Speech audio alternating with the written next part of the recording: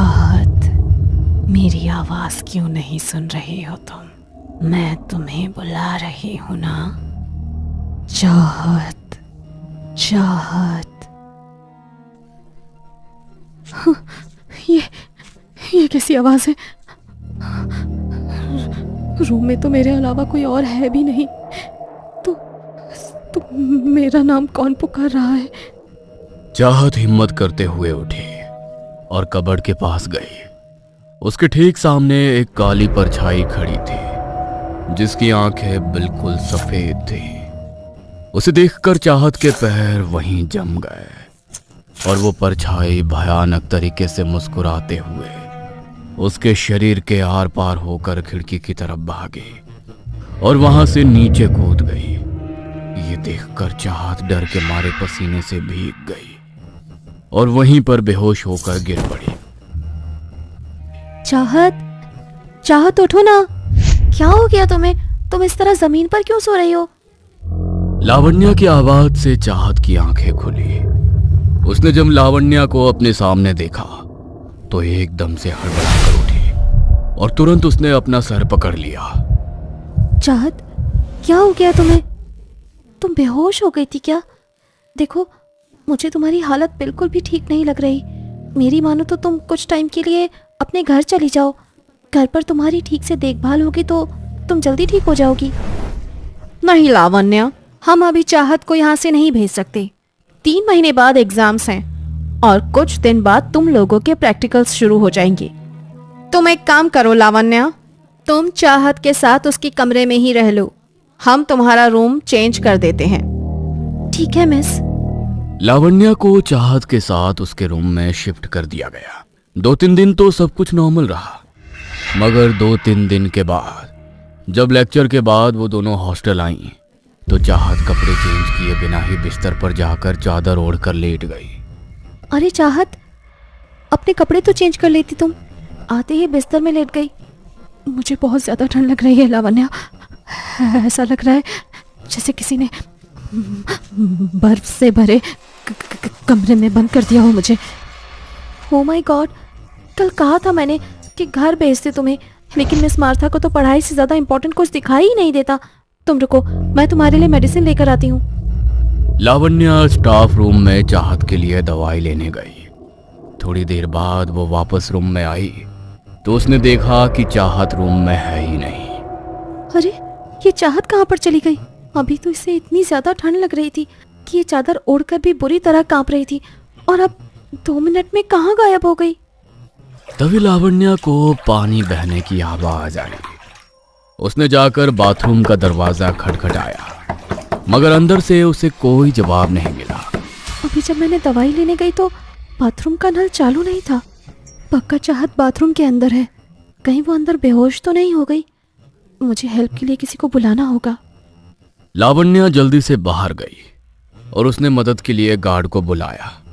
उसने जाकर बाथरूम का दरवाजा तोड़ दिया और लावण्या दौड़ती हुई अंदर गई तो चाहत का चेहरा वॉश बेसिन में धंसा हुआ था और वॉश बेसिन से लाल रंग का पानी बाहर गिर रहा था। ओह माय गॉड, ये क्या हुआ? चाहत? लावण्या ने जल्दी से गार्ड की मदद से चाहत को वहां से बाहर निकाला। उसका पूरा मुंह खून से धंसा हुआ था और उसके फेफड़ों के भीतर पानी भर गया था। वो लोग जल्दी से उसे हॉस्पिटल लेकर गए। देखिए, आज रात उसे हमें यहीं पर रखना होगा, मगर समझ नहीं आ रहा कोई खुद अपने साथ ऐसा क्यों करेगा। क्या आपकी फ्रेंड किसी बात को लेकर परेशान थी? नहीं डॉक्टर, लेकिन कुछ दिन से उसकी तबीयत बहुत खराब चल रही थी। उसने बहुत सारे डॉक्टर से चेक भी कराया, लेकिन किसी को भी उसकी बीमारी पकड़ में नहीं आई। शायद इनकी मानसिक हालत कुछ ठीक नहीं है। मेरा कहने का मतलब है कि कभी कभी इंसान इतनी ज़्यादा स्ट्रेस ले लेता है जिस वजह से उसकी हेल्थ पर बहुत असर पड़ता है। खैर, एक बार उनकी तबीयत ठीक हो जाए फिर मैं हमारे साइकेट्रिस्ट के साथ उनकी अपॉइंटमेंट बुक करवा दूंगा। ठीक है डॉक्टर, लेकिन क्या मैं हॉस्टल वापस जाने से पहले एक बार चाहत को देख सकती हूँ? मुझे उसकी बहुत चिंता हो रही है। ठीक है, लेकिन वो सो रही है, उसे नींद से मत जगाना। लावण्या अंदर रूम में गई और उसने बहुत ही चिंता भरी नजरों से चाहत की तरफ देखा। उसने अपने हाथ से अपना रुद्राक्ष का ब्रेसलेट निकाला और उसे चाहत के हाथ में पहना दिया। तभी चाहत की नींद टूट गई। अरे लावण्या, तुम मैं कहाँ पर हूँ? तुम्हारी तबीयत ज़रा ख़राब हो गई थी, इसीलिए तुम्हें हॉस्पिटल में एडमिट किया है। तुम मेरी बात ध्यान से सुनो चाहत, मुझे तुम्हारी बहुत चिंता है, इसीलिए मैंने अपना ये रुद्राक्ष का ब्रेसलेट तुम्हारे हाथ में पहनाया है। चाहे कुछ भी हो जाए, बस तुम इसे उतारना मत। तुम कुछ छुपा रही हो क्या मुझसे? मैं जानती हूँ कुछ ना कुछ गलत ज़रूर हो रहा है। मैं तुमसे कुछ छुपा नहीं रही, लेकिन बहुत कुछ जानना चाहती हूँ। लेकिन जब तक मैं सब जान नहीं लेती, तब तक तुम इस ब्रेसलेट को खुद से दूर मत करना, ये तुम्हारी रक्षा करेगा।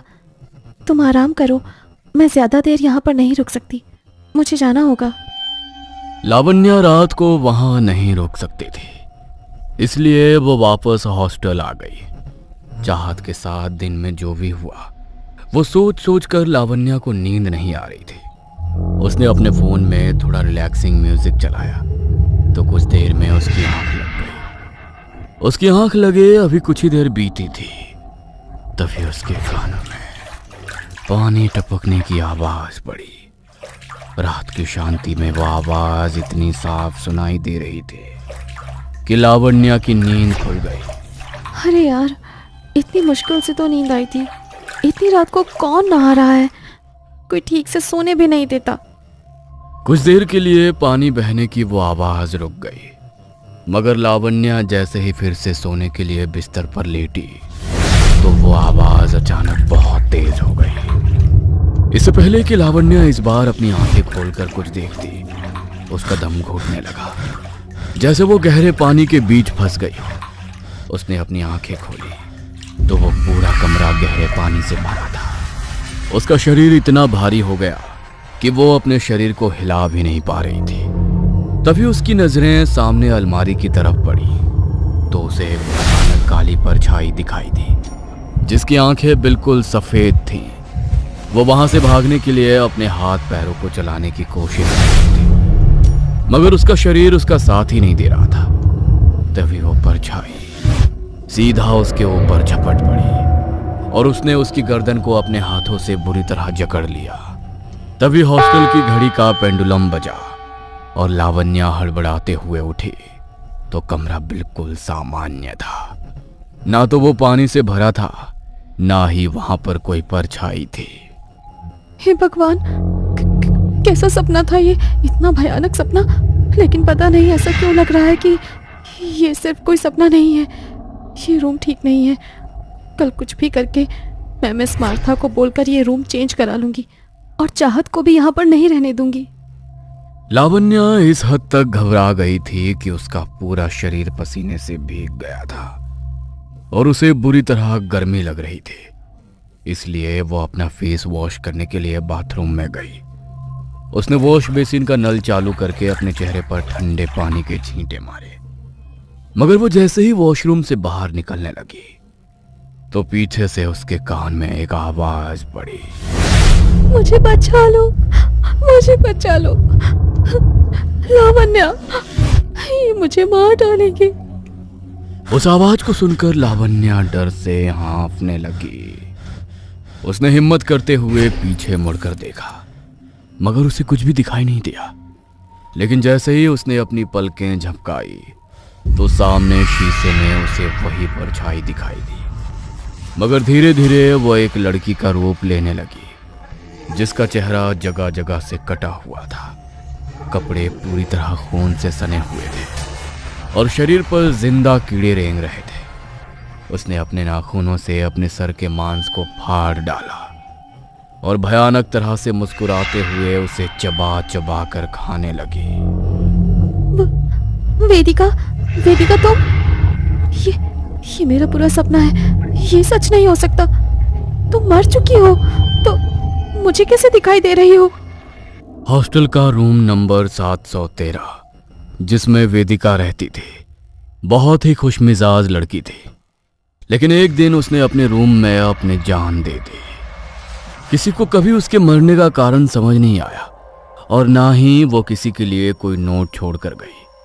पुलिस ने भी इन्वेस्टिगेट किया, लेकिन उन्हें भी उसके मरने का कोई कारण नहीं मिला। कुछ महीने के लिए तो उस रूम को लॉक कर दिया गया, लेकिन जब रूम्स की शॉर्टेज हुई तो मिस मार्था ने वो रूम खोल दिया। वेदिका की भयानक आत्मा को लावण्या शीशे में देख रही थी। तभी वेदिका की आत्मा उसके ऊपर झपटी। लावण्या को एक जोरदार झटका लगा। उसकी आंखें सुर्ख लाल हो गईं और वो रूम से निकलकर कॉरिडोर के रास्ते नीचे की तरफ जाने लगी। उसने नीचे पहुंचकर एक कमरे का दरवाजा खटखटाया। कुछ देर तक तो किसी ने दरवाजा नहीं खोला, मगर बार बार दरवाजा खटखटाने पर दरवाजा खुल गया। सामने मिस मार्था खड़ी थी। इतनी रात गए लावण्या को अपने सामने देखकर वो घबरा गई। लावण्या, तुम इतनी रात को मेरे कमरे में क्या कर रही हो? कुछ चाहिए क्या तुम्हें? लावण्या बिना कुछ बोले मिस मार्था के रूम के अंदर चली गई और उनके बिस्तर पर जाकर बैठ गई। ये क्या कर रही हो तुम? और कुछ बोल क्यों नहीं रही हो? लावण्या ने अपने होठों पर उंगली रखी और भयानक तरह से मुस्कुराते हुए मिस मार्था को चुप रहने का इशारा करने लगी। तुझे क्या लगा मुझे मारकर तू बच जाएगी? अपना बदला नहीं लूंगी क्या मैं? क्या? मैंने क्या किया तुम्हारे साथ? तुम तो जिंदा मेरे सामने बैठी हो। क्या बोल रही हो तुम? कैसा बदला? मिस मार्था के सामने बैठी लावण्या का चेहरा अचानक से बदल गया। शीशे में जो चेहरा लावण्या को दिखाई दे रहा था, अब वही चेहरा मिस मार्था के सामने बैठा था। वेदिका, वेदिका तुम तो मर चुकी हो। तुम मेरे सामने कैसे आ सकती हो? उसे वहां देखकर मिस मार्था बुरी तरह घबरा गई और रूम से बाहर भागने के लिए दरवाजे की तरफ दौड़ने लगी। तभी पीछे से उसने उनकी गर्दन को जकड़ लिया और अपने लंबे पैने नाखून उनकी गर्दन में दे मारे। मिस मार्था जोर से दर्द से चीखी। आज तक किसी को पता नहीं चला कि मैंने अपनी जान नहीं ली थी। मुझे तो तूने मारा था, मेरी बलि देकर, और दुनिया को ऐसा दिखा दिया कि मैंने खुद अपनी जान ली है। यह शब्द सुनकर मिस मार्था के पैरों तले से जमीन खिसक गई। वेदिका ने उसकी गर्दन को मरोड़ दिया और उसके शरीर की हर एक हड्डी को तोड़ डाला। मिस मार्था इतनी बुरी तरह दर्द से छटपटाकर दर्द से चीखी कि हॉस्टल के स्टूडेंट्स की भी आंख खुल गई। और जब तक वो लोग वहां पहुंचे तो मिस मार्था बुरी तरह दर्द से तड़प रही थी। उनके शरीर की हड्डियां टूट चुकी थी। उन्होंने एम्बुलेंस को कॉल किया और उन्हें अस्पताल लेकर गए। डॉक्टर, क्या हुआ है इनको? इनकी ऐसी हालत कैसे हो गई? इनके शरीर की हड्डियों को किसी ने बुरी तरह तोड़ दिया है, लेकिन ऐसा कौन कर सकता है? पुलिस को भी ना तो इनकी बॉडी और ना ही इनके कपड़ों पर किसी के फिंगरप्रिंट मिले हैं। ऐसा लग रहा है जैसे इनका शरीर खुद ब खुद मुड़ता गया, मगर ये कैसे पॉसिबल है? ऐसा केस तो मैंने अपनी पूरी जिंदगी में कभी नहीं देखा। किसी को कुछ भी समझ में नहीं आ रहा था। अगले दिन जब लावण्या क्लास के लिए नहीं आई तो मिस अनीता उसके रूम में गई। उन्होंने देखा लावण्या वॉशरूम के अंदर बेहोश पड़ी है। लावण्या को चाहत के साथ ही अस्पताल में एडमिट कराया गया। लावण्या चाहत की तरफ देखकर मुस्कुराई। मैं तुमसे कुछ छुपा नहीं रही, लेकिन बहुत कुछ जानना चाहती हूँ। लेकिन जब तक मैं सब जान नहीं लेती तब तक तुम इस ब्रेसलेट को खुद से दूर मत करना। ये तुम्हारी रक्षा करेगा। तुम आराम करो, मैं ज़्यादा देर यहाँ पर नहीं रुक सकती, मुझे जाना होगा। लावण्या वहां से हॉस्टल नहीं गई।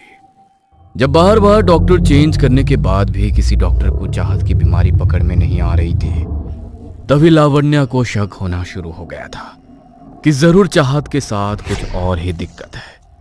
और जब वो रूम में उसके साथ शिफ्ट हुई तो उसे रात को कबर्ड के पीछे एक काली परछाई दिखी थी जो चाहत के पास जाकर बैठ गई। लावण्या ने अपने हाथ में रुद्राक्ष का ब्रेसलेट पहना था, इसलिए वो आत्मा उसके पास नहीं भटक रही थी। लेकिन लावण्या इतना जान गई थी कि चाहत के साथ जो कुछ भी हो रहा है उस आत्मा की वजह से ही हो रहा है, और वो आत्मा वेदिका की ही आत्मा है। इस बात का भी लावण्या को पूरा शक था, इसलिए वो अस्पताल से सीधी हनुमान जी के मंदिर पहुंची और पंडित जी को उसने सारी बातें कह सुनाई। तेरा अंदाजा बिल्कुल ठीक है बेटी, ये उसी लड़की की आत्मा है, लेकिन इसके पीछे का खेल कुछ और ही नजर आता है। वो खुद तेरी दोस्त के पीछे नहीं पड़ी है, बल्कि उसे उसके पीछे लगाया गया है ताकि खुद से उसका ध्यान हटा सके और अपने स्थान पर उसकी बलि दी जा सके। क्या? मुझे कुछ भी समझ नहीं आ रहा पंडित जी। कैसी बलि और किसने किया है ये सब? ये तो मैं भी नहीं बता सकता कि ये सब किसने किया है, लेकिन अपनी काली विद्याओं की पूर्ति के लिए पहले किसी ने तुम्हारी सहेली वेदिका को अपने वश में किया ताकि वो अपने मन से अपनी जान दे दे और उसकी बलि स्वीकार हो जाए। वेदिका की बलि तो स्वीकार हो गई, मगर वेदिका की आत्मा हॉस्टल के उसी कमरे में भटकने लगी और उसकी तलाश करने लगी जिसने उसके साथ ऐसा किया था। जिसने ऐसा किया था अब वो खुद को वेदिका की आत्मा से बचाना चाहती थी और उसे सबसे पहले अपने सामने चाहत दिखाई दी और मौके पर ही उसे उसके कुछ गिरे हुए बाल भी मिल गए। इसलिए उसने एक क्रिया के जरिए अपना सारा भार चाहत के ऊपर डाल दिया ताकि वेदिका की आत्मा उसके बदले चाहत को मार डाले और वेदिका की आत्मा से उसका पीछा छूट जाए। क्या इतना सब हो गया चाहत और वेदिका के साथ? लेकिन आखिर पता कैसे चलेगा कि ये सब किसने किया है? चल जाएगा, कल सुबह तक तुम्हें सब पता चल जाएगा, लेकिन तुम्हें वेदिका की आत्मा का साथ देना होगा। वो तुम्हारे शरीर का इस्तेमाल करके उसके पास पहुंचेगी, लेकिन तुम्हें कोई नुकसान नहीं होगा। इस बात का वादा मैं तुमसे करता हूं। अब तो मुझे बताओ कि तुमने मुझे ये ब्रेसलेट क्यों पहनाया था? कुछ नहीं, बस ऐसे ही। अब हर बात तुम्हें बताना जरूरी थोड़ी ना है। लेकिन अब तुम बिल्कुल ठीक हो, अब तुम्हें कुछ नहीं होगा। मिस मार्था गले में भले ही होली क्रॉस पहनती थी, मगर भगवान को पूजने की बजाय उन्होंने शैतान को पूजना शुरू कर दिया था और शैतान को खुश करने के लिए ही उन्हें उसे एक लड़की की बलि चढ़ानी थी। उसने क्रिया से वेदिका को वश में करके उसे खुद की बलि देने पर तो मजबूर कर दिया और अपने भार को चाहत के ऊपर भी डाल दिया। मगर चाहत के लिए लावण्या ने जो लड़ाई लड़ी उससे ना सिर्फ चाहत की जान बची बल्कि वेदिका की आत्मा को भी इंसाफ मिला और मिस मार्था को हमेशा के लिए अपाहिज करके वो अपना बदला पूरा करके हमेशा के लिए हॉस्टल के रूम नंबर 713 से मुक्त हो गई।